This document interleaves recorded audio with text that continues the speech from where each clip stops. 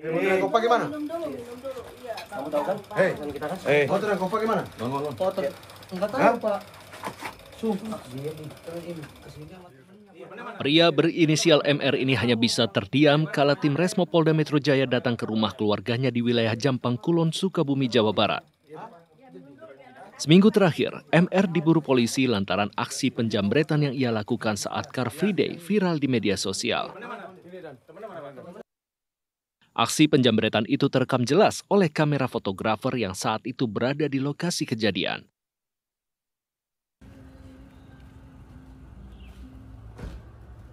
MR selama ini kerap berpindah tempat untuk menghindari kejaran polisi. Profesi terakhir atau dia menyamar sebagai tukang topeng monyet yang ditangkap dini hari, yang dia berpindah-pindah tempat. Dari penyidikan polisi terungkap jika pelaku berjumlah 3 orang. Salah satu pelaku lainnya berinisial U ditangkap sehari setelah kejadian di wilayah Jakarta. Sedangkan seorang lagi berinisial H yang berperan sebagai joki sepeda motor ditangkap pada 18 Juni lalu di Kota Bekasi, Jawa Barat. Ketiganya juga mengaku jika sudah beraksi sebanyak 3 kali di 3 lokasi yang berbeda. Dari Jakarta, Aji Atmoko untuk CSI RTV. TKP 8787 Lombok Pati.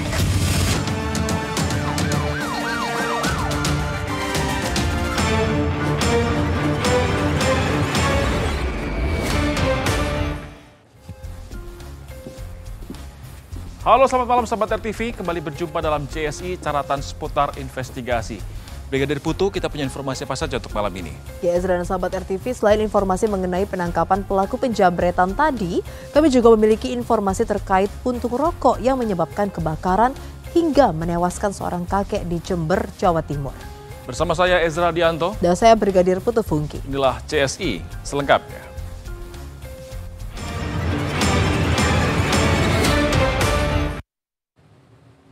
Sahabat, seorang residivis kasus pencurian di Padang, Sumatera Barat diringkus polisi lantaran kembali terlibat dalam kasus yang sama. Bukannya tobat, sejak keluar penjara ia justru kembali mencuri di 5 TKP yang berbeda.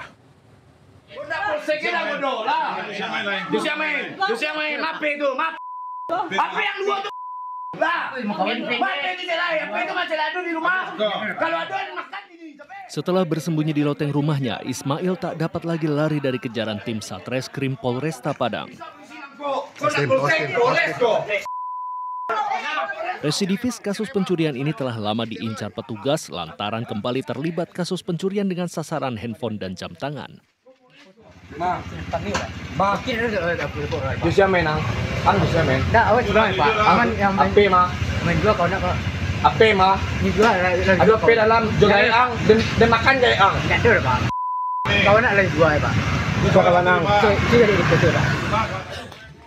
Pelaku selanjutnya digelandang ke Polresta Padang untuk pemeriksaan lebih lanjut. Dari tangan pelaku, petugas menyita barang bukti 1 jam tangan hasil curiannya. Saat diperiksa polisi, pelaku mengaku sejak keluar lapas ia telah 5 kali beraksi di sekitar rumahnya di wilayah Andalas, Kota Padang, Sumatera Barat. Untuk pelaku dan barang bukti sudah kita amankan dan kita lakukan pengembangan. Banyak TKP, diantaranya pencurian besi, seng maupun semen. Akibat perbuatannya, tetangga pelaku yang menjadi korban mengalami kerugian hingga 3,5 juta rupiah. Preman kampung ini pun kini dijerat dengan pasal 363 KUHP tentang pencurian dengan ancaman hukuman di atas 5 tahun penjara. Dari Padang, Sumatera Barat, Juabdi Nursyah untuk CSI RTV. Diduga karena puntung rokok, satu rumah di Jember, Jawa Timur ludes di lahap Si Jago Merah. Akibat kebakaran tersebut, seorang kakek 86 tahun tewas karena terjebak di dalam kamarnya.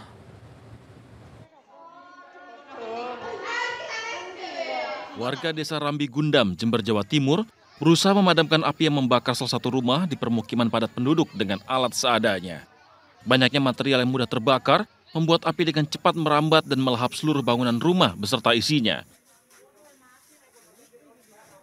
Petugas pemadam kebakaran berjibaku memadamkan api. Akses jalan yang sempit membuat petugas damkar kesulitan dalam memadamkan api. Nahas, penghuni rumah seorang kakek berusia 86 tahun, tewas usai terjebak di dalam kamarnya. Diduga, kebakaran terjadi akibat percikan api dari puntung rokok milik korban yang mengenai kasur. Api dari kamar. Apa penyebabnya, Pak? Penyebabnya ngerokok. Rokok jatuh ke kasur, kapuk. Korban sendiri tidak bisa keluar karena sakit. Korban ini tidak bisa beraktivitas, hanya di dalam kamar. Awalnya oleh anaknya atas nama Jumari meminta rokok kepada anaknya. Setelah itu ditinggal bekerja. Jadi kemungkinan besar kebakaran tersebut penyebabnya adalah puntung rokok yang terbakar di dalam kamar. Api baru bisa dipadamkan setelah 1 jam kemudian. Usai disemayamkan di rumah keluarganya, jasad korban langsung dimakamkan di pemakaman umum desa setempat. Dari Jember, Jawa Timur, Galih Mega, RTV. Sahabat, Kejaksaan Tinggi Jawa Barat mengembalikan berkas tersangka Peggy Setiawan yang dilimpahkan pihak Polda Jawa Barat. Berkas itu dinyatakan P19 atau dikembalikan 100% karena dianggap masih belum lengkap dari sisi formil maupun material.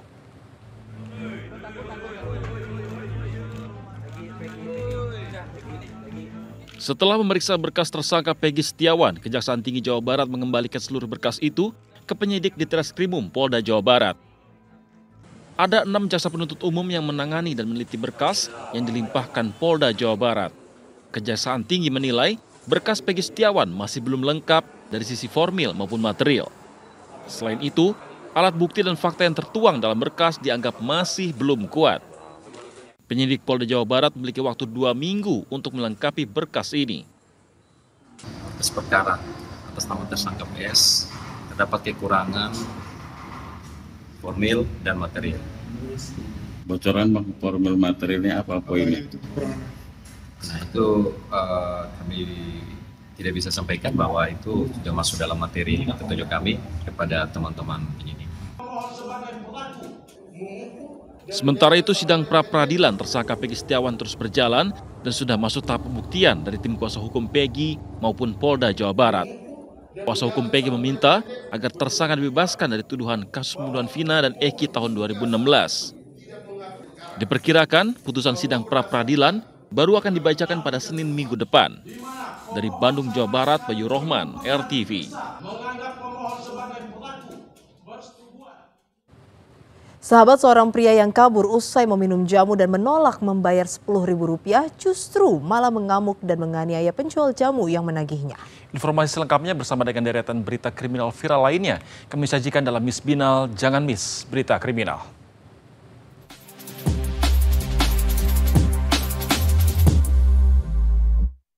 Hai, selamat malam. Ketemu lagi nih sama Miss Binal Jangan Miss Berita Kriminal.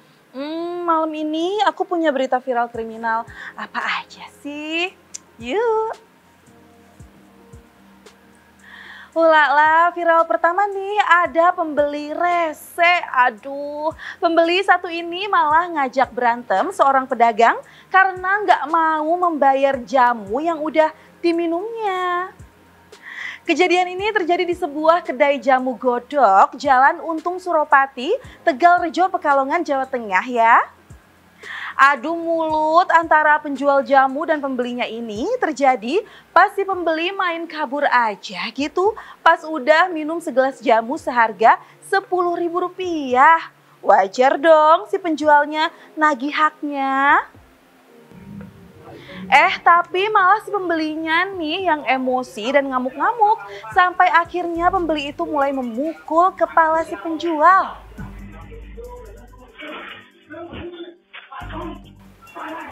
Nah, penjual yang emosi karena tiba-tiba diserang fisiknya itu balas mukul deh. Akhirnya berduel lah tuh mereka berdua. Warga sekitar kedai jamu yang mendengar perkelahian ini langsung datang dan membantu melerai serta menengahi penjual dan pembeli yang gak modal itu.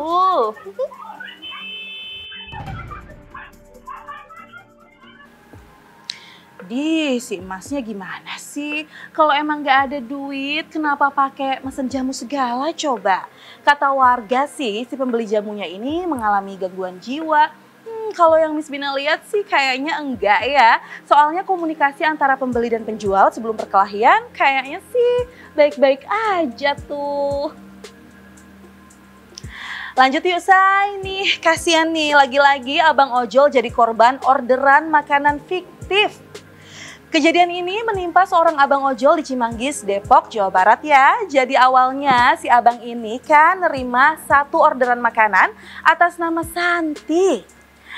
Akhirnya ketahuan deh kalau nama Santi itu palsu setelah si abang muter-muter jalanan Cimanggis buat nyari alamat rumah si Santi. Warga sekitar pun langsung membantu si abang ojol dengan memeriksa alamat sampai identitas nomor pemesan itu di aplikasi pencarian nomor. Nah, pas ketemu alamat rumah yang ditulis pemesan fiktif itu, ternyata nggak ada nama Santi tuh yang tinggal di situ. Apalagi pas warga bantu nyari identitas nomor pemesan di aplikasi pencarian nomor, dan ketahuan deh nomor itu terdeteksi sebagai penipu. Total pesanan yang diterima si abang ojol ini berupa 15 bungkus seblak seharga Rp277.000. Akhirnya warga sekitar yang merasa kasihan sama si abang ojol berinisiatif membeli seblaknya biar si abang ojol nggak rugi. 270.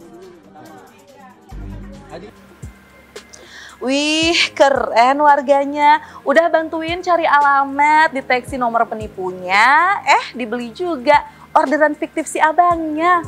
Aduh, ayo dong penyedia aplikasi online-nya. Ini harus gimana, ayo. Udah banyak loh driver ojol yang jadi korban orderan makanan fiktif gini. Ya, udah viral yang terakhir nih. Gak berasa ya. Berikut ini ada curhatan dari sopir dan kernet bus karena dipalak alias kena pungutan liar pas lewat akses jalan perkampungan warga. Katanya tiap jalan berapa meter, ada lagi yang mintain duit. Parahnya nggak sampai jarak tiap 5 meter tuh katanya. Si abangnya ini nih sebel banget karena sekali dimintain duit itu sebesar Rp10.000. Walah, misal nih ya jalan 100 meter aja, kalau tiap 10 meter diminta Rp10.000 udah Rp100.000 tuh kan. Infonya aksi pungli oleh warga ini terjadi di Jalan Dalu 10, Tanjung Morawa, Deli Serdang, Sumatera Utara.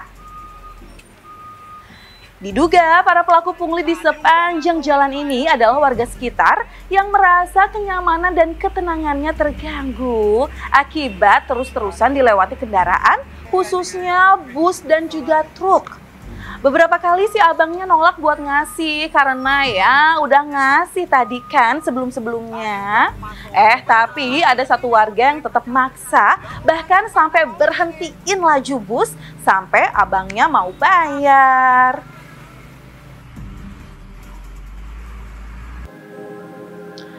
Wah, ini sih harus segera banget ditindak.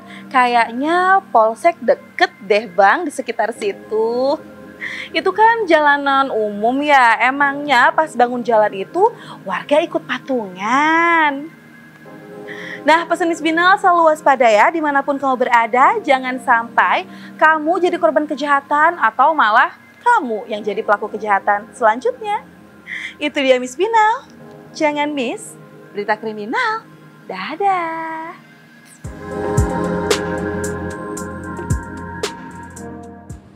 Sahabat, aksi perampokan dan penyekapan dengan senjata api terjadi di Kalidoni, Palembang, Sumatera Selatan. CSI akan segera kembali sesaat lagi.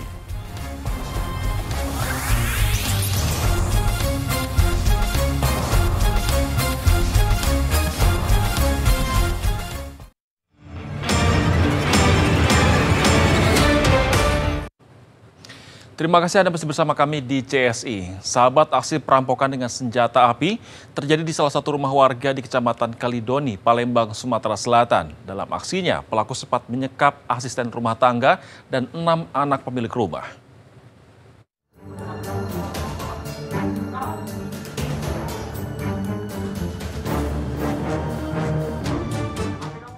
Rekaman CCTV ini memperlihatkan aksi perampok saat menyatroni sebuah rumah di kawasan Lorong Setia, Kecamatan Kalidoni, Palembang, Sumatera Selatan.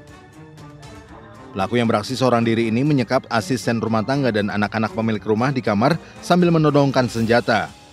Pelaku memaksa korban untuk ditunjukkan tempat penyimpanan barang berharga milik majikannya itu. Pelaku yang tidak menemukan barang berharga pemilik rumah lantas merampas telepon genggam milik ART dan anak pemilik rumah.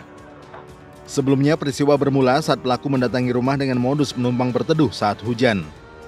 Pelaku yang ditinggal masuk oleh korban kemudian menyusul melalui pintu belakang rumah dan langsung mengancam korban. Di mana Ibu ditodongnya? Di sini. Di situ. Bilang apa dia, Bu? Serahkan akte berharga, uang sama HP. Terus apa aja yang hilang nih dari anak-anak juga? Udah enggak bilang apa, cuma saya digeret nih, di mana kamar bos kamu. Udah itu ya saya tunjuk aja di mana kamar bos. Berarti sempat disekap. Total yang disekap orang berapa, Ibu? 7. 7. Sama Ibu ya? Iya. Pistol tetap dipegangnya. Iya. Barang yang diambil apa aja, Bu? HP 2. HP 2. Oke. Memang saat itu hujan, Bu ya? Iya, hujan deras lagi. Jadi alasan dia bilang apa, Bu? Tadinya numpang berteduh di situ. Usai kejadian, pemilik rumah telah melaporkan peristiwa tersebut ke polisi. Hingga kini kasus ini masih dalam penyelidikan Polsek Kalidoni, Palembang.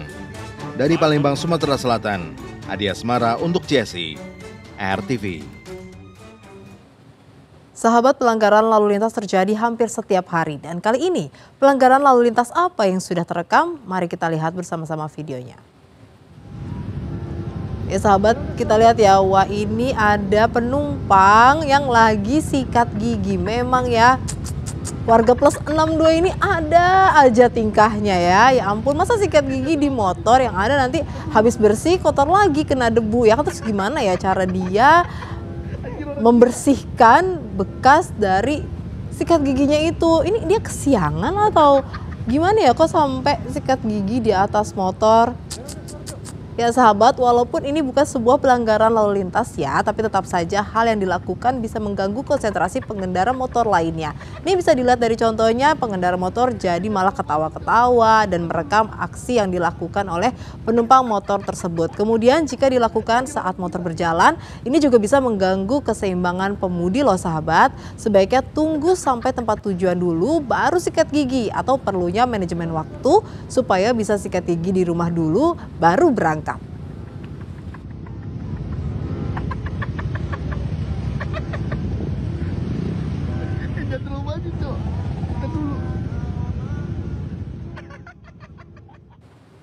Sahabat, kita tiba di ujung acara, tapi jangan lupa tetap saksikan CSI layar televisi Anda Senin hingga Jumat pukul 00 waktu Indonesia Barat. Saya Ezra Dianto. Dan saya Brigadir Putu Fungki. Hati-hati, kejahatan akan senantiasa meninggalkan jejak dan pasti akan terungkap.